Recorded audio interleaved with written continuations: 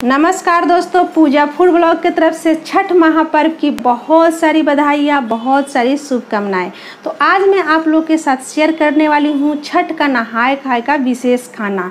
दोस्तों, मैं बिहार के रहने वाली हूँ और मेरे घर में माँ के घर में छठ होता है और मैं छठ होते देखते देखते बड़ी हुई हूँ। तो मेरे पास जो भी जानकारी है, जितना मैं जानती हूँ, मैं इस वीडियो में वही शेयर करूँगी और साथ में खाना बनाने का प्रोसेस भी शेयर करूँगी और ये भी बताऊँगी कि खाना में क्या चीज़ डालना चाहिए और क्या चीज़ नहीं डालना चाहिए।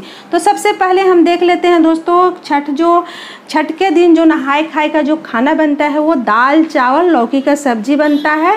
तो हम यहाँ पर पहले चावल देख लेते हैं दोस्तों। ये अरवा चावल है, अरवा चावल ही बनता है और उसना चावल दोस्तों नहीं बनता है, क्योंकि उसना चावल पर्व में यूज नहीं होता है, उसको जूठा बोला जाता है, इसलिए वो यूज नहीं होता है। इसलिए हमें अरवा चावल ही बनाना है। और साथ में ये भी देख लेते हैं दाल कौन सा बनाना है। तो हम यहाँ पर लिए हैं, ये चना का दाल है और इसके साथ है रहरी का दाल, कहीं कहीं पर इसको तुअर दाल भी बोलते हैं, यहाँ महाराष्ट्र में इसको तुअर दाल बोलते हैं। तो यहाँ पर रहर और चना का दाल है दोस्तों। और आप भूल कर भी जो लाल वाला दाल आता है ना, जिसको हम लोग मसूर दाल बोलते हैं, मसूर दाल गलती से भी नहीं बनाइएगा। नहाए खाए का दिन का खाने में मसूर दाल नहीं पड़ता है। ऐसे भी जो लोग कार्तिक महीना नहाते हैं या कार्तिक महीना में लहसुन प्याज नहीं खाते हैं, वो पूरे महीना लहसुन प्याज भी नहीं खाते हैं, मसूर दाल भी नहीं खाते हैं और बैगन भी नहीं खाते हैं। ये चार चीज़ को वो लोग नहीं खाते हैं। तो उनके घर के लिए तो कोई ये बहुत बड़ा बात नहीं है, लेकिन जो लोग खाते आते हैं और दीपावली से लहसुन प्याज छोड़ते हैं, उनके लिए मैं बता दूं कि उनको मसूर दाल और बैगन का सब्जी नहीं बनाना चाहिए। साथ में बनाएंगे दोस्तों लौकी का सब्जी। आप कभी भी सब्जी बनाएं तो सब्जी में बहुत ज़्यादा मसाला तीखा स्पाइसी नहीं बनाएं। अगर वो गलती से ढेकार आ जाएगा, ढेकार आकर अगर थोड़ा सा भी मुंह में पानी आ जाएगा या अन्न आ जाएगा, तो फिर वो त्यौहार जो है, वो फास्टिंग जो है मान्य नहीं होता है। क्योंकि नहाए खाए के अगले दिन जो होता है वो खरना का त्यौहार होता है, जो शाम को हम लोग खीर रोटी खाते हैं। तो बहुत ही हिसाब से अपना तेल मसाला स्पाइसी वगैरह देख करके ही बनाएं।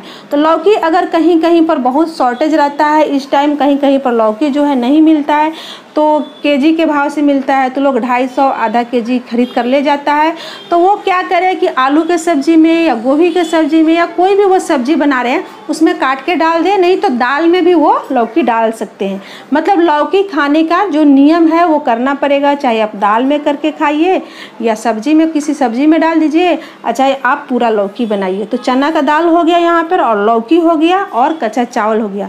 दोस्तों, अगर आप रोटी खाते हैं, मान लीजिए अगर आप रोटी खाते हैं, तो आटा जो होना चाहिए वो अमनिया होना चाहिए।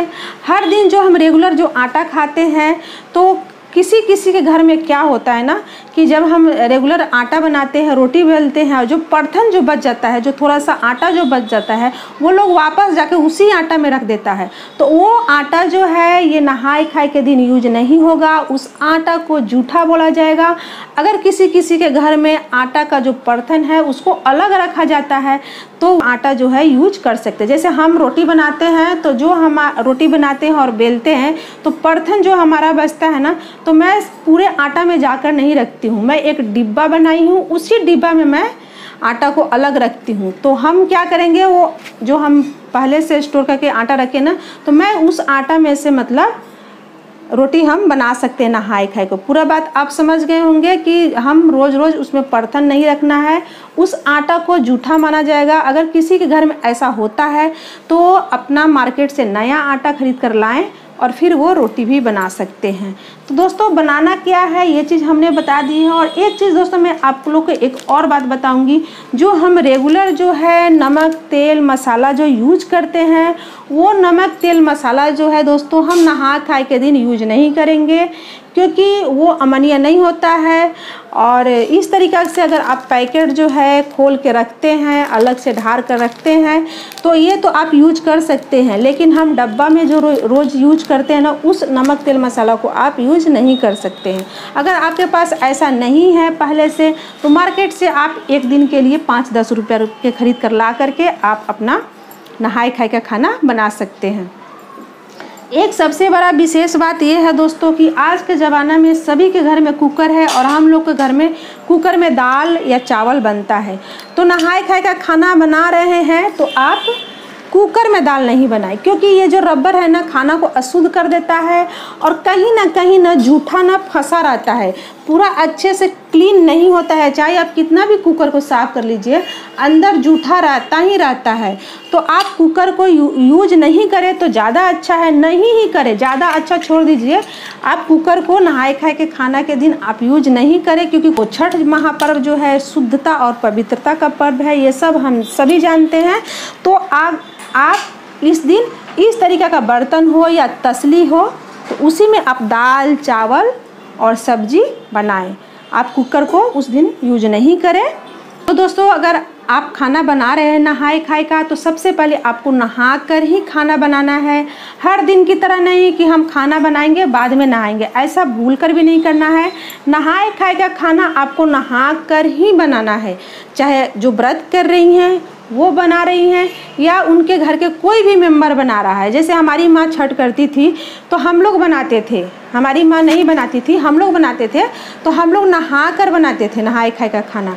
ठीक है दोस्तों, अगर आप सुबह नहा करके खाना बना लिए और नहाने के बाद पूरे दिन में अगर आप फ्रेश होने गए हैं, बाथरूम गए हैं, तो आपको फिर से शाम को नहाकर ही खाना बनाना है। ऐसा नहीं कि चलो मैं सुबह नहा लिए हैं तो शाम को भी अब क्या ज़रूरत है नहाने का, मैं ऐसे ही खाना बना लूँगा। नहीं दोस्तों, आपको शाम को भी नहाना पड़ेगा। अगर आप नहीं नहाएंगे तो अशुद्ध बोलते हैं ना उसको, अशुद्धता बोली जाएगी। तो फिर आप शाम को नहा लें, फिर शाम को खाना बनाएं। और तो दाल चावल बनाना कोई बड़ी बात नहीं है कि दाल चावल हम सभी घरों में बनता है, हर दिन बनता है, लेकिन उसका जो बनाने का दोस्तों जो थोड़ा सा विशेष रूप से ध्यान देना है ना, वो बहुत बड़ा बात है। तो उसको अगर हम लोग विशेष रूप से ध्यान देते हैं तो बहुत अच्छी बात है। और बोलूँगी दोस्तों कि किसी के घर में ना एक ही किचन में चिकन वगैरह, मीट मछली वगैरह बनता है, तो इस तरीक़े से दोस्तों अगर आप बनाते हैं तो अगर आपके पास छठ पूजा करने के लिए अलग से बर्तन रखते हैं, जैसे हमारे माँ के घर में ना छठ पूजा के लिए ना अलग से बर्तन रखा जाता है। छठ पूजा के टाइम में निकलेगा, फिर छठ पूजा हो जाएगा, फिर हम लोग उसको धो मच के पैकिंग करके रख देंगे। उस तरीक़े से है तो ठीक है, नहीं तो एक ही किचन है, एक ही बर्तन है, और अगर आप उसको यूज कर रहे हैं तो आप उस तरीक़ा से नहीं करें तो ज़्यादा अच्छा है। हर दिन हर टाइम जब भी पैसा हो आप एक बर्तन खरीद करके आप करें तो ज़्यादा अच्छा रहेगा। अगर आपके पास नहीं है, सक्षम नहीं है, तो फिर आप उस बर्तन को अच्छे से मज धो करके आप बनाएं, लेकिन प्रयास यही करें छठी मैया का आप पर विशेष रूप से कृपा बने कि आपके पास अवेलेबल हो जाए पैसा और एक एक करके आप बर्तन खरीद लें और छठ महापर्व के लिए उसको आप रखें और उसको आप यूज करें, ताकि आपके लिए भी आसान हो जाएगा काम करना।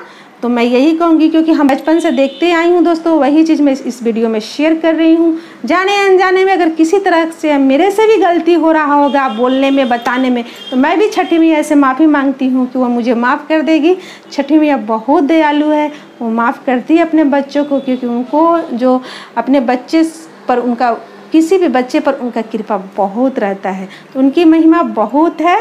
तो ये वीडियो जो मैं आप लोग के साथ शेयर कर रही हूँ, जानकारी के साथ कर रही हूँ। जिनके यहाँ छठ होता है उनको तो मालूम है, लेकिन जिनके यहाँ छठ नहीं होता है और नए लोग छठ उठाना चाहते हैं, दूसरे स्टेट के, दूसरे कंट्री के लोग छठ उठाना चाहते हैं, तो उनके लिए वीडियो ज़्यादा हेल्पफुल होगा। इसलिए इस वीडियो को लाइक करिएगा और फैमिली और फ्रेंड में ज़रूर से ज़रूर इस वीडियो को शेयर करिएगा। और कमेंट में आप ज़रूर लिखिएगा कि आपके यहाँ छठ होता है, आप किस स्टेट से हैं, और प्रेम से लिखिएगा जय छठी मैया की। इसी पर मैं एक छठी मैया का एक प्यारा सा 2 लाइन गाती हूँ ना, क्योंकि मैं बिहार की हूँ तो मुझे आता है दोस्तों, और मैं आपको सुनाती हूँ। सजल रहे मोरा मांग के सेनुरावा, अब बबुआ खेले मोरा कोरावा। सजल रहे मोरा मांग के सेनुरावा, अब बबुआ खेले मोरा कोरावा। ता ऐसन आशीषिया दी है छठी मैया, चमकते रहे सिनोरावा, त ऐसन आशीषिया दी है छठी मैया, चमकते रहे सिनोरावा। इसी के साथ हम सभी पर छठी मैया की कृपा बना रहे और हम लोग अपने घर में जहाँ भी रहें सुखी रहें और स्वस्थ रहें। और हम सभी मिलकर बोलेंगे प्रेम से छठी मैया की जय।